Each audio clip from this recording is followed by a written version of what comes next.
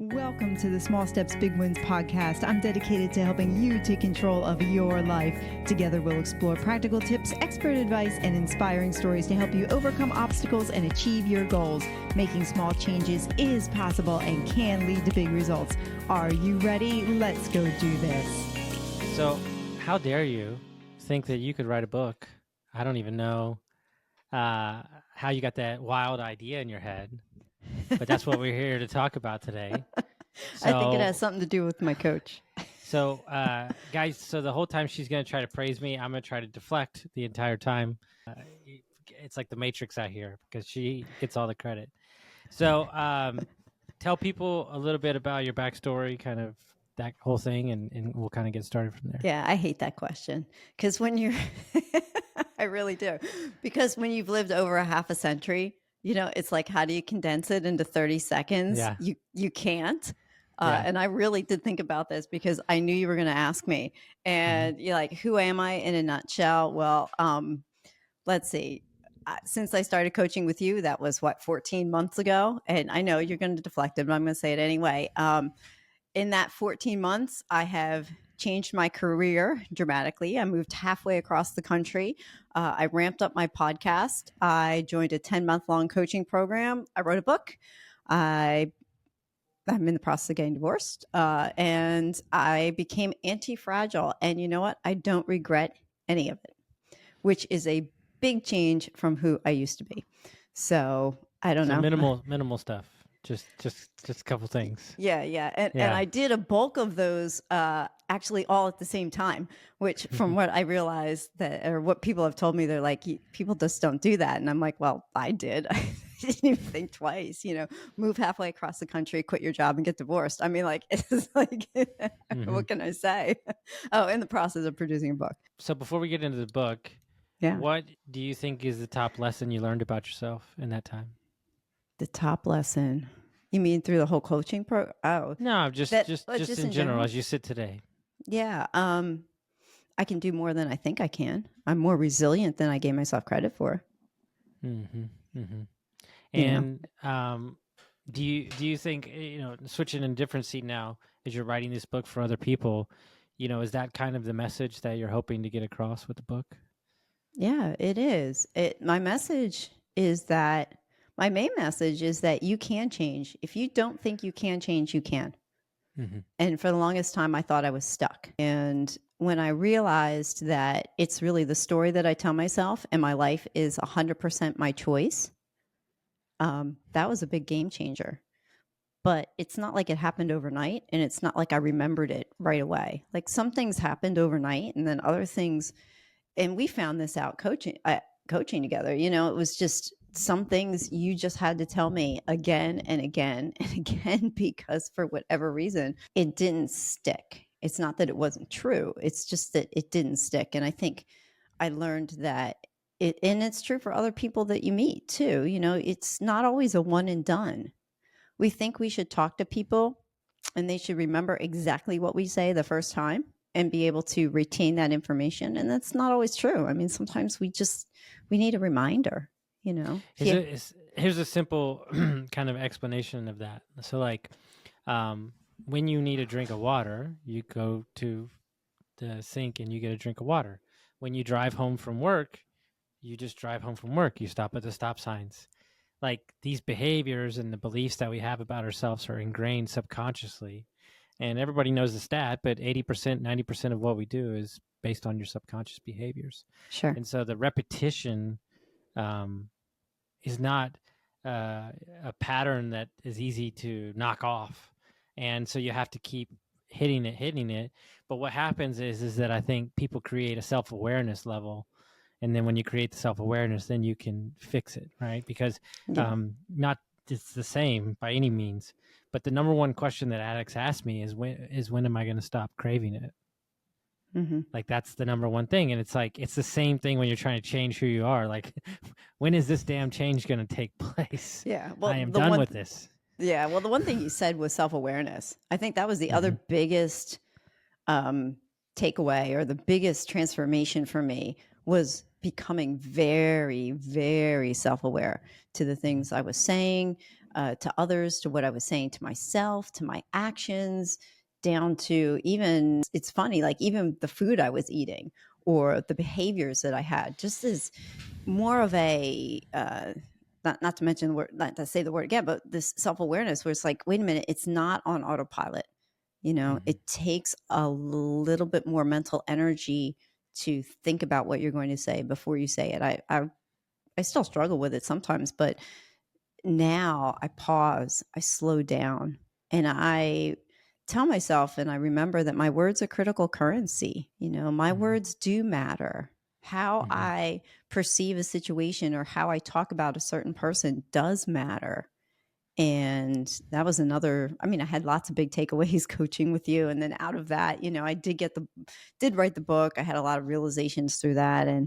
But the biggest one was that what I tell myself really matters. And it's not what other people think. It's what I think about myself, what I tell myself. And that was a big, big shift for me. And when you embark on writing a book or telling your story, you have to be comfortable, I guess, for the most part, of revisiting maybe stories that you probably kept locked inside for quite a while. Yeah, I did. Yeah. And how's that? I mean, how's that experience? Because I believe personally that everybody has a book in them, at least one, even if they Yeah. don't sell it. Yeah, I think so. The process of working through that was surprisingly cathartic. I was Mm-hmm. really surprised. And, you know, going back to your coaching, I don't think the book would have been born if I didn't go through the coaching process and you didn't encourage me to write all the time. Like, I was just journaling so much every day, writing something, whether it was in physical form or whether it was typing it. And a lot of what I was writing and processing is what produced the book, So, but as I went back to revisit some of those old stories, they hurt at first. But the process that we went through, the process that you showed me that I went through to interact with those stories actually wound up being more freeing than it was challenging or damaging or like scary. I don't know. I'm not sure the exact word to put towards it, but it was more freeing for me, like just to interact with very painful stories. They don't bother me anymore. I guess I should put Mm-hmm. it that way. There's a couple of them I really, really, really dug into, and there were a few of them actually nobody knew about. And to write about those, to interact with those stories, actually allowed me to release them. And now they don't have the same hold over me that they used to. And when what is your, journaling is something that everybody says they should do, but what is your advice to somebody that's maybe toyed around with it or can't get it right? Like, what's your advice to somebody? Well, the one thing you said, you quote unquote can't get it right. There's no right or wrong way to journal. So Mm-hmm. I think that's really personal. If you don't have time to do it, I would say you have time. You just have to make it a priority and find it, even if it's 5 minutes a day to sit and write something down on paper. I just because of all the things going on in my life right now, I don't journal as much as I would like, but I still have my journal out on my desk. And when I have 30 seconds to jot something down, I will jot something down. Mm-hmm. And you go in and out of seasons too. For those who are into journaling, they're like, I dropped it. I'm not journaling 30 minutes every day like I used to. It's a season, right? And it's getting those thoughts onto paper. So if you've never started before, I would say buy yourself something that's makes you want to write in it, as Mm-hmm. opposed to getting something that you don't want to interact with, because journaling can become very, very personal. And it just depends on how you want to use it. I mean, I've done both. You and I shared a document that had to do with coaching, and the typing was just as good for me as handwriting, although they say handwriting is far better. Um, I mean, I guess it just depends on what you're using it for. But, those stories are captured, they're preserved, they're sitting there. The nice thing about putting it, I guess, in the typed form is that you can lock it, you can hide it. If it's Mm-hmm. your own personal Mm-hmm. thing, nobody's going to find it, you think, depending. I think Sue would say if you even just get started on sticky notes, right? Sticky note. Oh yeah, we have a lot of those going on. Yeah. So you That know what is I'm true. saying? I think that a lot of people, I think they judge, what it is or what it isn't, when it comes to working out or journaling or meditation or ice baths or all Oh this my stuff. And God, it's like, stop comparing yourself to somebody else. That's what yeah, that is. just do it. Yeah, just do it. That's comparison. I mean, don't get stuck in the comparison trap. Mm-hmm. Oh, she journals for 10 hours a day. I can't journal for that long. Well, who gives Yeah. it? Yeah, Like, who cares? Because if you're not getting it out on paper, then it's going to be stuck in your head. And if it's stuck That's in your right. head, and it's going to be stuck in your mind. Yeah, and you make a good point there. When I started getting especially the harder stories out and putting them on paper and interacting with them, you're right, it got out of my mind. And that's a big, big deal to release that. You don't have to interact with it anymore in that capacity. So, good point. Is there a story, and I know I don't want you to give them all away. Is there a story or something that sticks out to you most out of the book? Oh my gosh. I'm not quite sure what you're thinking. I know you read the book. I'm not thinking anything. I'm thinking a story that works for you, that was something that was powerful to put down on paper. And you don't have to share the whole thing, but just something that comes to your mind. Yeah, well, you know what? Yeah, I do. I do. It was a story where the kids, I think it was in first or second grade, and the kids had pushed me off of this jungle gym thing. It must have been 6 feet above it felt like 6 feet. Maybe it was only 4 feet. Who knows? I'm in first grade, 5 or 6 years old, right? So anything tall is 10 feet off the ground. But anyway, I get to the end of this. The kids had me sit on the end of this thing, and I was not your popular kid in school. So I have to set that picture too. I was the kid who was teased. I was the fat kid. I was the smart kid in the class. So I wasn't your popular kid, that's for sure. And I wanted to have a friend. So they were like, oh, hey, climb up here and sit on the edge of this jungle gym thing. And the next thing I know, all the kids are laughing and everybody's having a good time. Next thing I know, what I told myself for almost 50 years was that I was pushed off and that they were laughing and they thought that was funny to push me off. And I fell on the ground and I still remember being unconscious. I still remember that incident very clearly. And I, for a long time, carried that story around, just like these kids pushed me off. They were mean to me.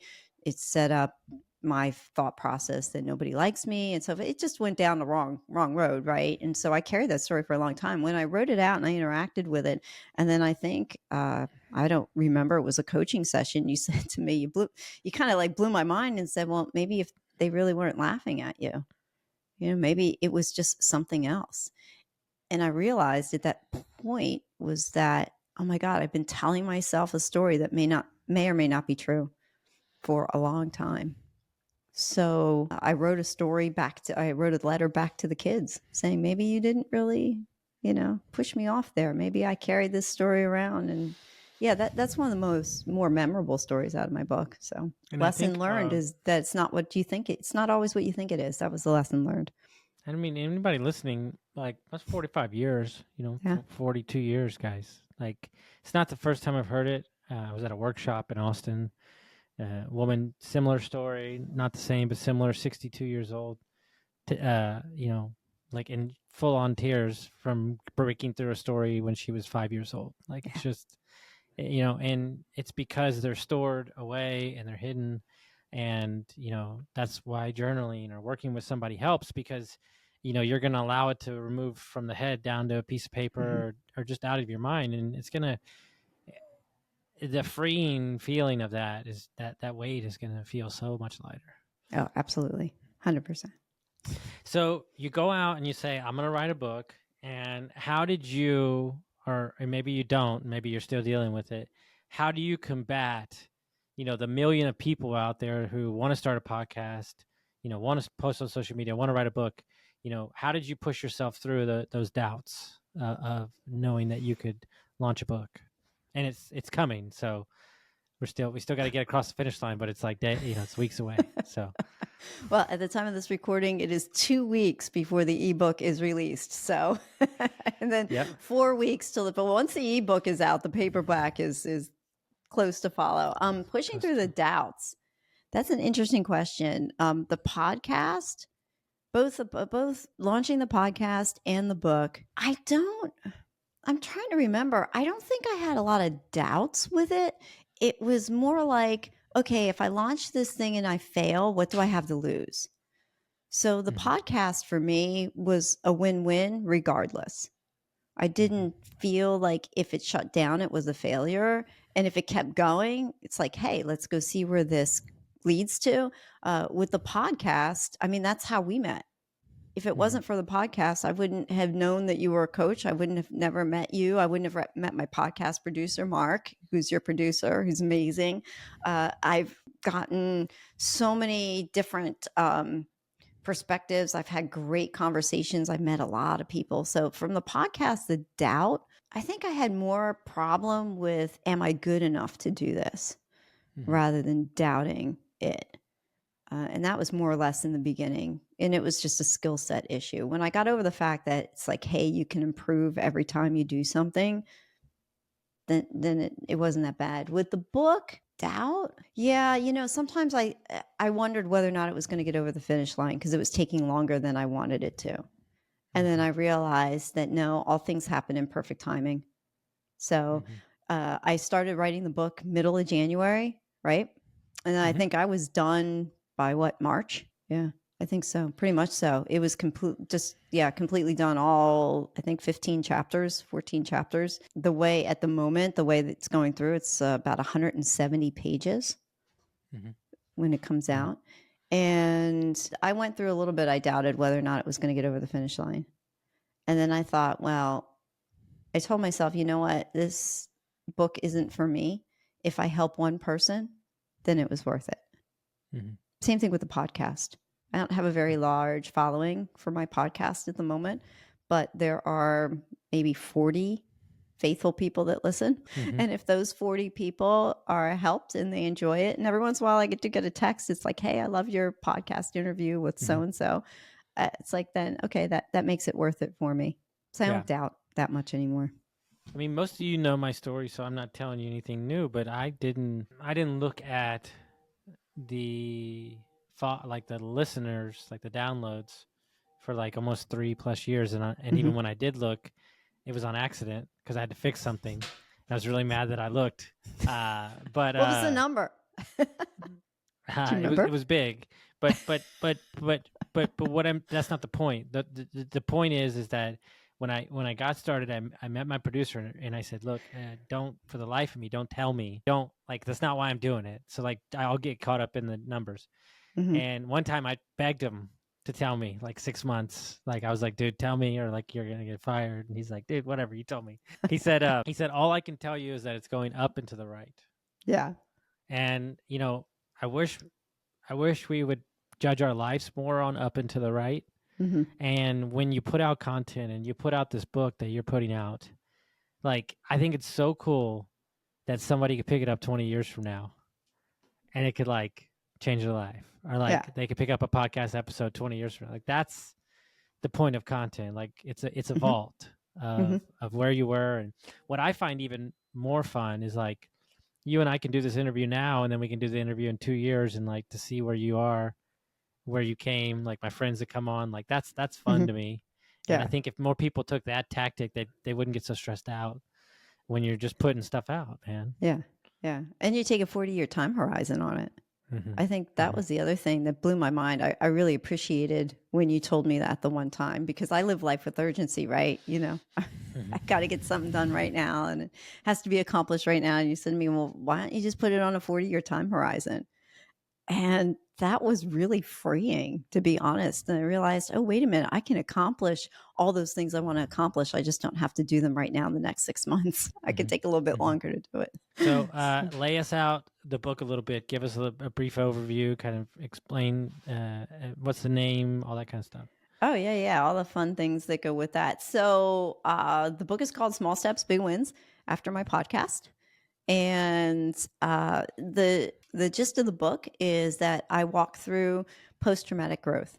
And we hear a lot about trauma. We don't hear as much, I don't hear a whole lot about post-traumatic growth. And, trauma is an interesting word. It's an interesting experience. It means different things to different people. What I didn't realize was that trauma can actually be a positive thing. And I learned about post-traumatic growth from a couple different sources, but really basically what it is you have a series of events that happen to you that they have certain outcomes, right? And that out of your trauma that you had, positive things occur.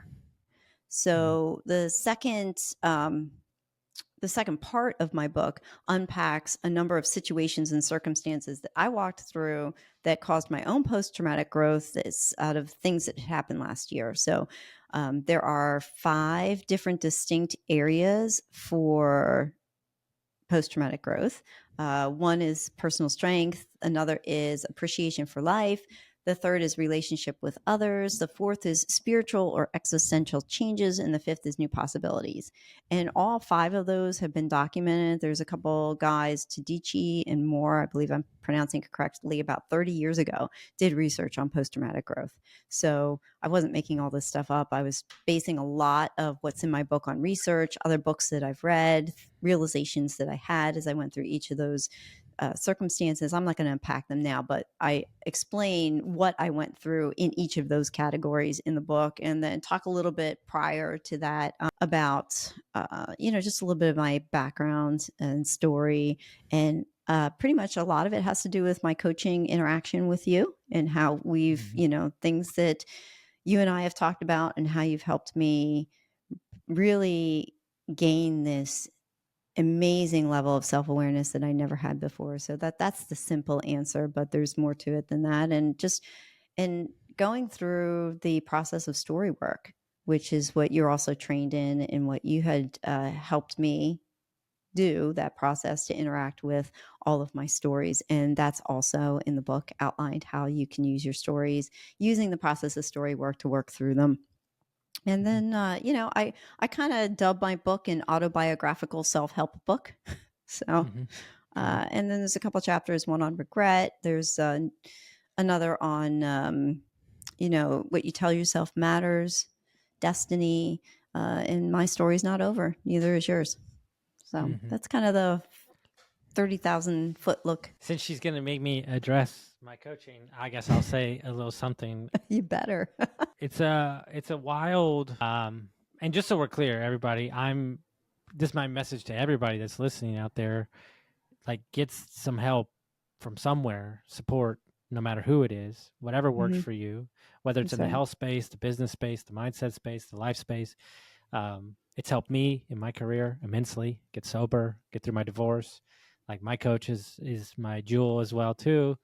And when you get to play part in people's lives and be so intimate, it's a very interesting responsibility that takes a lot of gravity.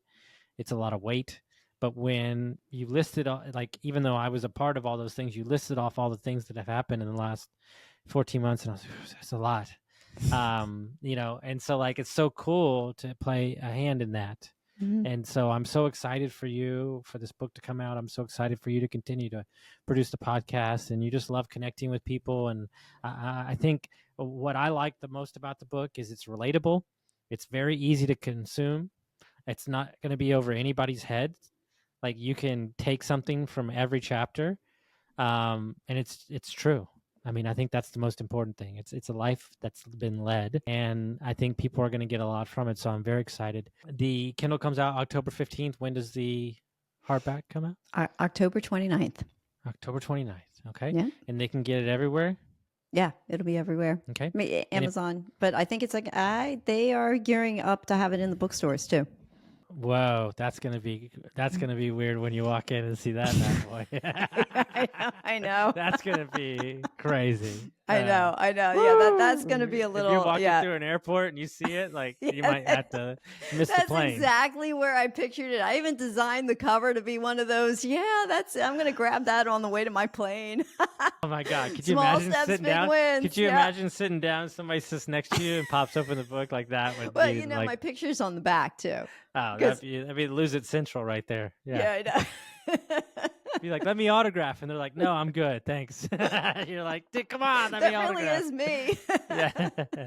So if people want to find the podcast, they want to reach out to you, how would they do that? Yeah, well, it's Small Steps, Big Wins podcast, but I do have a website. It's www.suesaller.com. That's SUESALLER.com. And you can find me that way. And you can send me a note, reach out to me through there. I think that's the easiest. I am on LinkedIn. You can find me on LinkedIn too. I think it's Susan Saller, not Sue Saller, but That's me. I don't know. How else do I find me? I'm not on social media a whole lot, but I'm there. I'm searchable. They gotcha. Guys, if you like this episode, send it to a friend. Go out and grab Sue's book, and we'll see you next time. Thank you for listening to another episode of the Small Steps, Big Wins podcast. I value your time with me, and I seek to make every moment count. In order to make lasting change in your life, listening is usually not enough. So I want to ask you, what practical steps are you going to put into action today as a result of listening to this podcast? Remember, any step, any action, no matter how small, starts your journey to a big win. And if you're not sure where to get started, reach out to me and let's have a conversation. Until next time, love yourself, then love others. Peace.